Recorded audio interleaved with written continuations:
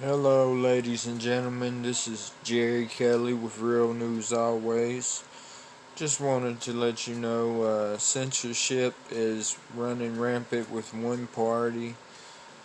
This is Banana Republic president. They're shutting us down, folks.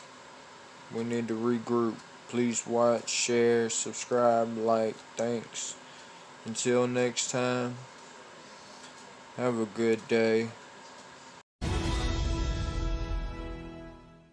Right now, at this moment, the U.S. media are in a complete and total crisis. But it's one that they don't seem to fully grasp. Now, to help you understand how we got here, I want to take a specific look at how certain anchors responded to Trump's inaugural versus how they responded to Biden's inaugural. Let's start with MSNBC's Larry O'Donnell.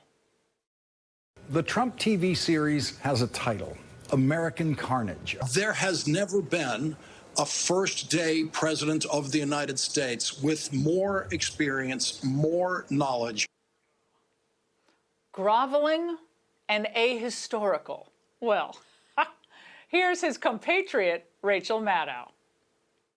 I just didn't hear very much of Donald Trump in the speech. I thought it was martial. I thought it was dark. I don't know exactly what the line will be that we remember forever. I think the one that is sticking with me is, we must end this uncivil war. But don't worry, Rachel. I'm sure Biden won't remember his speech either.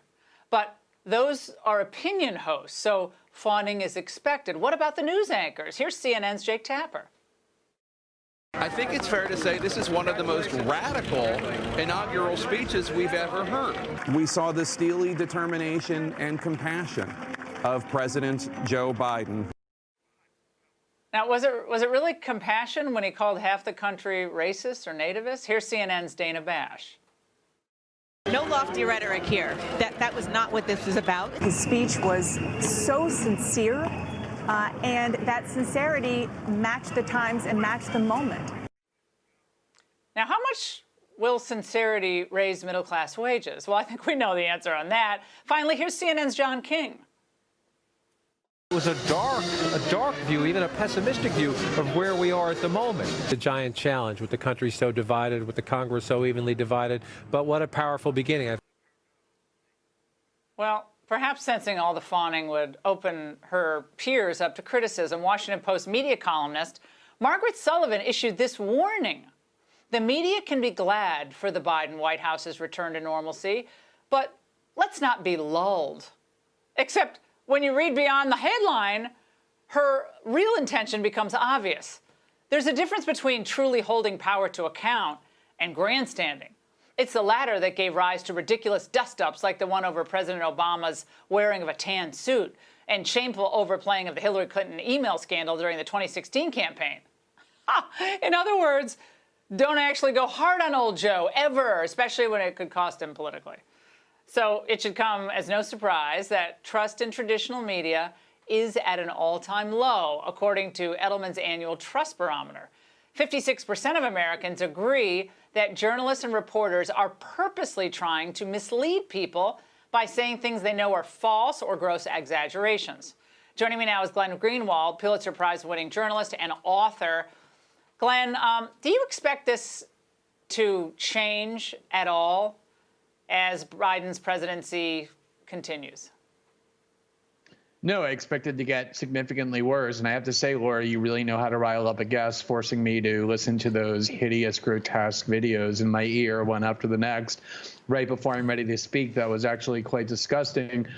The reason that this is happening, and this is a trend that has been going on for quite some time, and it's not like these journalists don't talk about it or don't know it. They actually talk about it quite a bit. But when they talk about it, the fact that they're losing faith and trust on the part of the public, they do one of three things. Either they complain about it and whine about it like it's so unfair because they're entitled to deference, or they blame their critics. They say the reason this is happening is because people point out our errors and point out that we're engaged in propaganda and not reporting, so it's their fault.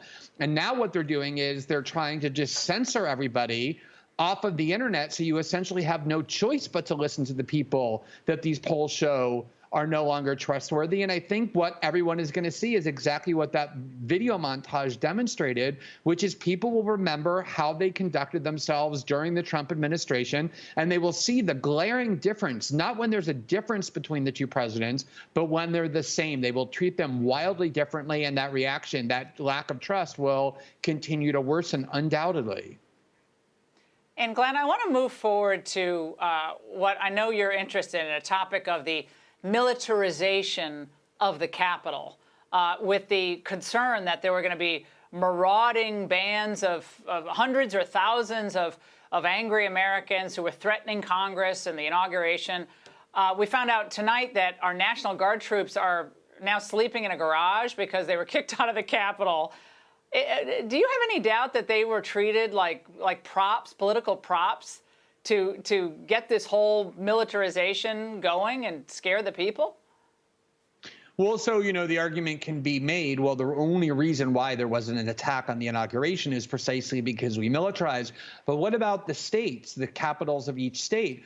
There was no massive militarization. And you heard a week ago, 10 days ago, leaks from the FBI through ABC News and others claiming, in order to scare people as much as possible, that there were going to be enormous numbers of insurrectionary insurgents or domestic terrorists, which is what they're calling Republicans now, essentially intending to assault state capitals if they couldn't get into Washington. And there was a grand total of one anti-Biden protester, both at the Capitol in Albany and New York and the one in California. So they're constantly now everybody riled up because no one's going to pay attention if all you're doing is talking about Joe Biden. They want people scared and nervous and acquiescent to the ruling class, and that's why they're kind of spinning these stories.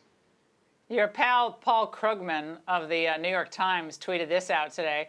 So what happened to the insurrection? Maybe I'm jinxing it, but the wave of violence many expected didn't materialize. Before or on Inauguration Day, there were hardly any demonstrators. Where did all the rage go?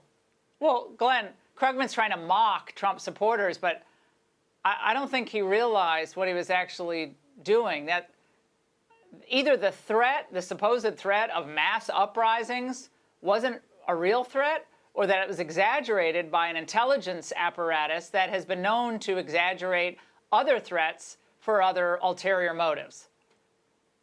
Laura, the entire goal of the Democratic Party, from starting with Joe Biden, and this isn't me saying this, the Wall Street Journal and others have reported it, is to institute a new war on terror bill that's modeled after the first war on terror that was directed outward at foreign actors and foreign governments, but to bring all of those powers inward. Adam Schiff has a bill pending since 2019 that they want to now use a pretext for, which is that America is on the verge of civil war. There's roving bands of insurgents. This is all designed to entrench powers in their hands that we would never otherwise agree that they should have, to surveil people, to monitor people, to infiltrate groups, to break up protests, to criminalize speech. And we have to be extremely vigilant about the role the media is playing in that.